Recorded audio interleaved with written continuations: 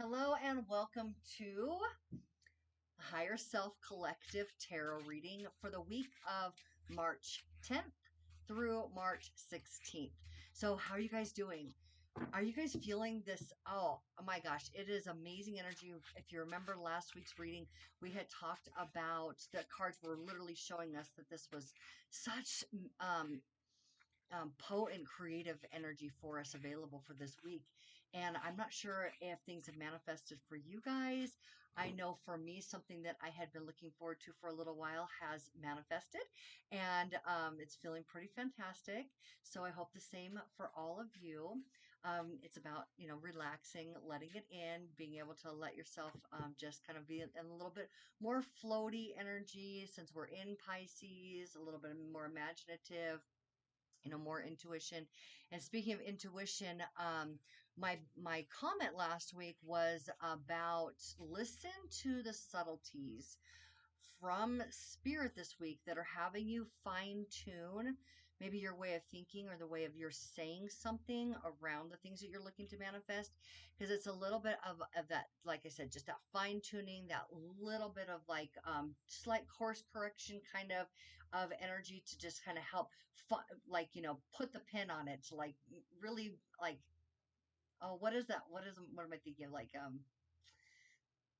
fine point, fine, whatever it is, I don't know, but fine tune, fine tune it anyway. But put the uh, I can't think of it. Fine point, fine pin it. I am just fumbling this all over the place, so I apologize. But we're about to walk into another very magical week, so I hope you guys are ready. I hope you like magic. Um, it's also a very healing time. So if you are experiencing some healing right now, maybe big karmic past stuff, karmic energy of like past life, things that you had come in with you, which, I mean, Chiron is still, really in action. And speaking of which, we're going to have Mercury in Aries with Chiron, and it's going to be even more of that, like really looking at that internal dialogue. And I think that's something for all of us to be taking a look at right now. It's pretty important. I'll be talking more about it on my video, for the 2024 Ascension. Oh, that will have already aired. Actually, that will already been posted. But 2024 Ascension Energies Mastery. So it's working with the energies. And let's check out what this week has in store for us for planetary alignments. To be specific, all right, so starting off, so it's magic, right? Bing, out of the gates on at the beginning of the week, and then it kind of just like gives you time to integrate all of that and just really bask and enjoy it, because it just happens at the beginning of the week, and then it kind of just there's nothing huge, really big happening after that. So we start the week off on the 10th, on Sunday, or Sunday in the North America, on the 10th, with the new moon in Pisces. And so that is really great because it's also conjuncting Neptune and sextiling Uranus. So Neptune is in Pisces, and it's a native ruler of the Pisces sign. So strength in your intuition, heightened intuition. Okay. Think of, and it, well, I mean, there can be like, a narrative. I think that this is probably a really good time to be like watching that narrative, that internal narrative that you have about your life, because you can, with it being a mutable sign, Pisces, so it's more flexible energy, and all about, like, your spiritual connection to your life. So there's a really strong energy here of being able to turn that story around so it's positively working for you. And we have that new moon, so with the new moon being the space to like plant the seed. That's why this message is coming through. That makes sense now. That's why the message of, like, what's your story? That's, aha, I got it. What's your story? With this new moon in Pisces, that's going to be the seed that you plant on the 10th, or right there, right around when you do your new moon rituals. Okay.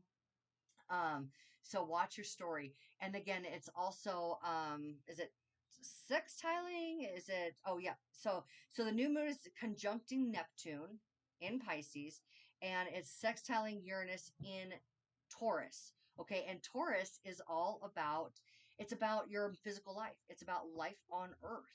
It's about food. It's about the money that supports your life, the finances, the resources, about tending to those resources.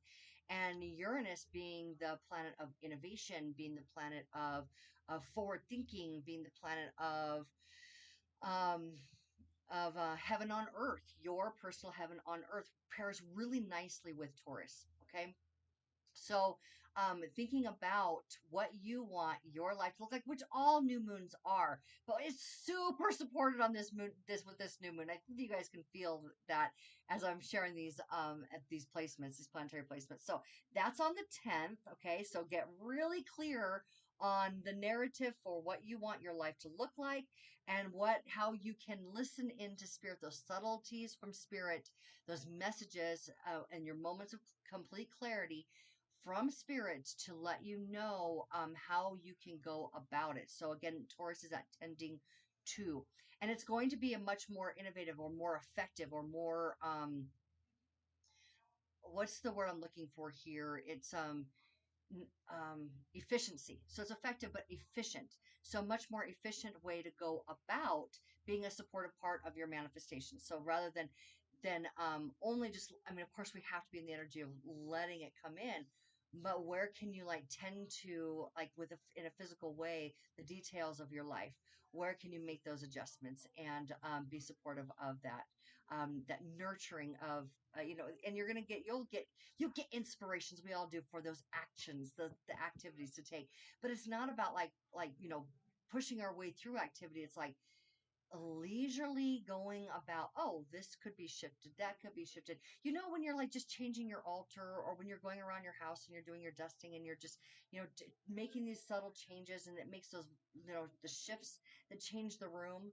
Well, those shifts that are available for us right now are impactful, very impactful for what our overall life looks like. So it's in the small little details that we're going to be shifting over the next couple of weeks, that are going to make a big impact on our finances, on our physical life, on maybe even like the food that you eat, because Taurus is about food. So maybe you're looking at the food that you're eating in a different way, or just really enjoying food, just really enjoying the textures and the flavors of food, because Taurus is all about the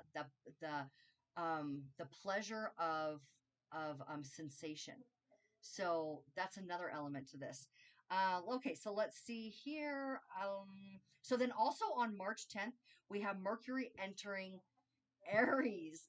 So we know that Mercury is the planet of communication and all types of communication. That even means on your social media, what you're typing out, what you're commenting, and what you're verbalizing to others. Now, keep in mind, Aries is very direct. So the things that you say may feel extra sharpened. Taking us back to that beginning fumble that I was talking about, like that beginning fumble of like sharpening the sharp point, the fine point. I don't know. Whatever. If anybody knows what I was trying to say there, I would love to hear from you. Um, but anyway, so the pointed might be the way that you feel that you could go about talking to people with Mercury and Aries. And Mercury is going to be in Aries for an extended period of time. Mercury typically moves through signs about every 3 weeks, but we have, with it being going into retrograde pretty soon within that Aries sign, it's going to be an extended period, and it's going to be in Aries until May 7th, I believe. So, but if you also think about Mercury as being the sign of, or excuse me, the planet of information that you need to know now. Speaking of taking action, Aries is all about taking action. But I think that what we're going to see here with this placement is informed action, because if any Aries, they can just go for it without thinking about it or without too much research. They'll be like, this is what I want. This is what I'm doing. This is what's happening. So I think that what we have here is an opportunity for informed decisions, a decision rather than an impulse. Okay. So let's see. So it's not, so we're being, so I guess it's a fine balance between not overthinking and taking that action and maybe doing a little bit more pondering and being a little bit more informed with the action. So I think this is going to be a really nice, another balancing, energy for us. And then when it does go into retrograde, personally, I find Mercury retrogrades very empowering. I love Mercury retrogrades because, well, first of all, I have a strong Gemini placement. so, um, and I have a lot of air in my chart, a lot of air. So I'm all about communication. And when Mercury goes into retrograde, it feels to me often like I get a pause to pay attention or think, like we were just saying, thinking about what it is that I am going to say. I get a li- I can be a fast talker. I can just jump to conclusions often, and in what I'm saying. And when Mercury goes into retrograde, I hope that you guys can find some enjoyment in being able to pause, consider what you're saying, and then say it more effectively. That's a big blessing for Mercury retrograde, especially in Aries, right? Especially in Aries. Okay, so now we have then on the next day, as if that's not great enough, Venus enters Pisces on the 11th, which is fantastic because Venus is exalted in Pisces, which means that this planet of love, of harmony, of balance, of all things beautiful. She is in her best mood in Pisces. Why? Why? Because if you think about it, Pisces is the sign of spirit. And we know that when we're in our positive attitude, we are aligned with our spirit because our spirit is always positively focused, right? So now, if you think about spirit also being not only the life force within everything, but that combined with the Venus energy, it's the beauty within life.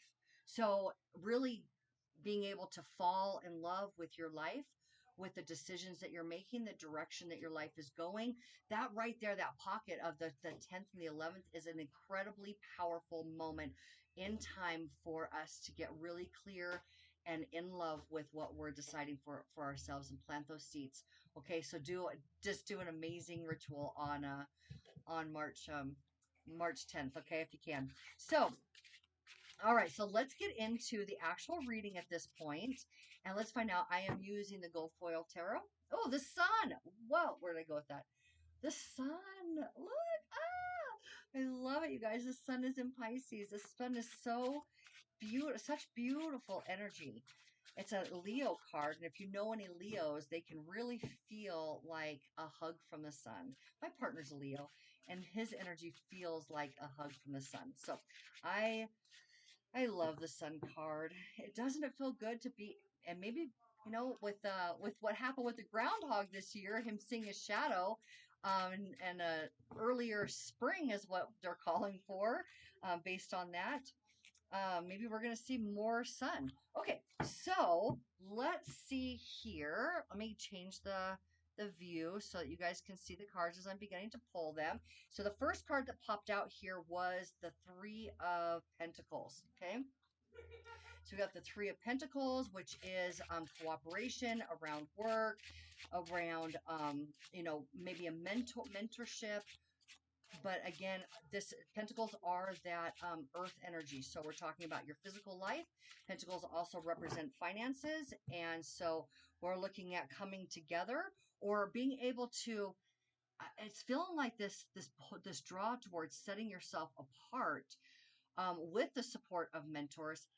Polka dots here on the cloak means don't take it too seriously. Have some fun with it, guys. And then um,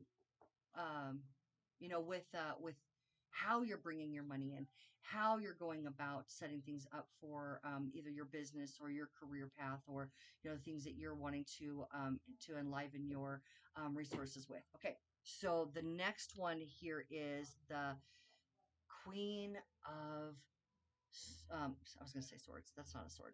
That is wands. The Queen of Wands. All right. I mean, if that Sun card wasn't telling us something, she definitely is. Okay. So, Queen of Wands, she is literally the epitome of knowing her value, not wavering from what's important to her. And because of her focus upon her opportunities. So with this, the wand here is often about career. It is about taking action. It is about opportunities in your life. And she knows that she holds the power. She's holding the sunflower. She knows that she holds the power to direct that energy in her life, energy itself, to infuse what she deems important to her, what opportunity she's chosen for herself. And with that black cat right there, and at the time of the tarot, when these cards were originally designed, black cats were not favorable. Um, they were considered to be um, bad luck, but she didn't care. She does not care. She has that cat right there, and that cat's watching her, probably in awe, taking notes at this point. All right, so those two together are pretty powerful. Let's see what the next card is that wants to come out, and then we'll go even deeper. Ooh, devil card. Ooh, okay, okay, okay. This is good. This is good. This is great. All right, what are we talking about here? What are we talking about? Well, we're talking about the devil. We're talking about what you have yourself chained to that's not serving you anymore. This can be talking about negative thought patterns. This is we talked about that internal dialogue, that internal narrative, a belief system within yourself that is becoming pretty clear, or you're needing to take a moment to have clarity around. What belief are you holding yourself to that is not working out for you anymore, that you need to release yourself from, that you need to be able to move on with your life? This could be habits, habit of thoughts. I'm feeling habit of thought right now, especially with, like I said, this Mercury moving into Aries. And oh gosh, this fire card right here. So setting yourself apart, knowing your value, and not letting where you had been, there we go, where you had been before, what you had seen yourself capable of before, letting the past hold you back, letting an idea that, and this can be even feeling like the ideas that you have for your life maybe feel overwhelming or challenging. But instead, she's saying right here in the center of this to not let the idea stand, that it may be challenging, stand in your way. There is always a way around it. And she's looking, look at that. She's looking like literally, she's looking off to the side as if to say, there's another way. There is always a way, and I will know it when I see it. So you may come across something this week, which is amazing to be able to notice, hey, that's not really working out for me. It's time to release it. All right, so let's go a little bit deeper. I'm going to use the Tarot of the Sacred Kingdoms to go deeper with each of these and get more clarity. All right, let's see what this Tarot of the Kingdoms. Oh my gosh, I love this deck. I don't know if you guys have heard me say that already before, but I love this deck because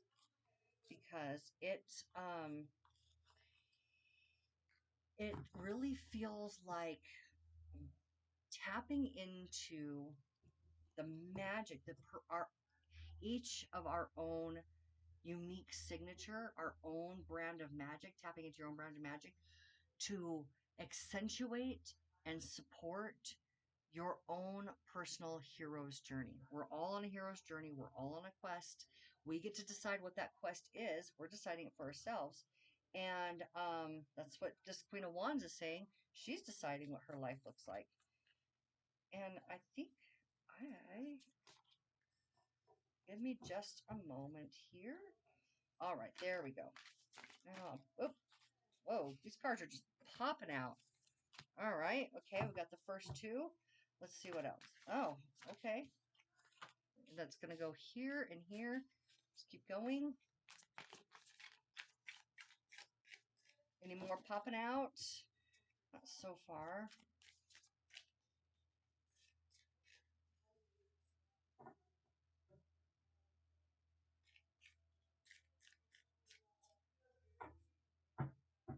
All right, so the message I'm getting is to do this. Okay. All right, gotcha. I hear you guys. Thank you. Okay. All right, give me one moment. One moment here. All right, so oh, look at this King of Pentacles underneath the Three of Pentacles.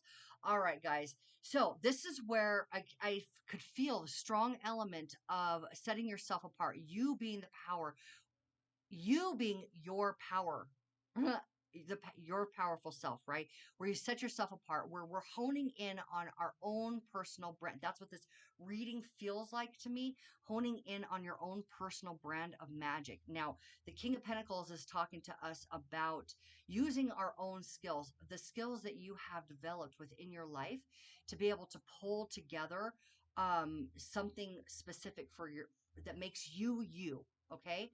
And he builds an empire from that. His entire empire is based on following his own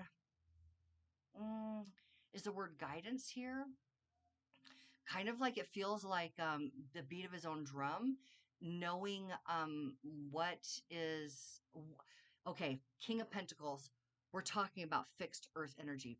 Okay, we talked about the placement with Uranus in Taurus, and that Uranus being the heaven on earth. Okay, so this is what he's done. He has made decisions and been able to see the opportunities, set himself apart based on his own skill set in order to support what he has moving forward. He doesn't feel like he has all the answers because, again, he has those to guide him. He has mentors, right? People that work with him to when we're talking about three energy, we're talking about creation, creative energy. We're also talking about coming together in community. So it isn't that he thinks he has all of the answers. Someone who is in a position to succeed is always looking for information, right? But he's the one that determines what information is necessary for what he would like to produce in his life. Okay. So this is a really strong supportive energy. It's a king, about you being an individual, setting yourself apart. Okay. So now we have the Queen of Swords who's supported, or excuse, I keep wanting to say swords, and no wonder because we have the Ace of Swords. The Queen of Wands who's supported by the Ace of Swords. The Ace of, look at that, you guys. Look at that picture. This Ace of Swords is talking to us about something brand new, an opportunity within an in. Hmm. So when we're talking information, swords is about intellect. It's about thought process. It's about perception. It's about the way that you think about something. Okay. So aces are brand new opportunities. So what we're seeing here is this sense of enlightenment. And I'm getting that strong feeling of the support of Neptune, even Venus, right? And that's happening this week, really supporting our personal perspective about the opportunities coming in our life. It's a brand new way of thinking about what's available for you, okay, or how you're directing that energy. This is all coming together very, very, very nicely. Okay, now we have the Queen of Pentacles. So here we have the King of Pentacles that has used his skills. All right. The Queen of Pentacles is about nurturing your life, okay? Nurturing your finances, nourishment with the food element of that. But it's all about tending to, right? We talked about that, tending to. So if we have the devil up here, and this devil is about negative thought patterns or habits that aren't serving you, or ideas that are working against you, or looking back at your life that it's only gone a very specific way in the past, and you alone don't necessarily have the answers. This would bring us right back to the beginning here of working with people who do have answers, and maybe that is a course that you take. Maybe that is some YouTube videos on the subjects that are important to you. But being able to define what is important to you, to be able to direct that energy, here we go, and be able to see it when it appears. Okay, so she's talking about having nurturing thoughts. I can't, this week is all, I'm telling you, you guys, the biggest overarching feeling that I get for this week is about tending to the internal dialogue. She is all about nurturing herself and her surroundings. Okay. And when we talk about self, it all starts with what's going on the inside. What story are you telling yourself about you? Are you, is the voice in your head, the dialogue in your mind, is it one of the most precious possessions to you? Because it needs to be at this point. It needs to be one of the most precious interactions that you have is the conversation between you and you. And when you can get soft like that and you can get kind to yourself and you see how it begins to change everything for you, it will become one of your greatest assets. Okay, let's continue on here and see what else. Oh, the magician.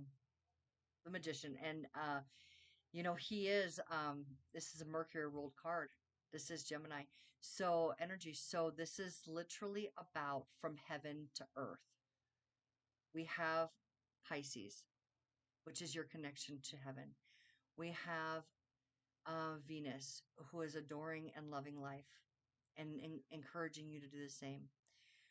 Which Neptune, which is it is the activation of your third eye or your imagination, that is information from spirit, okay, about your life, your daydreams.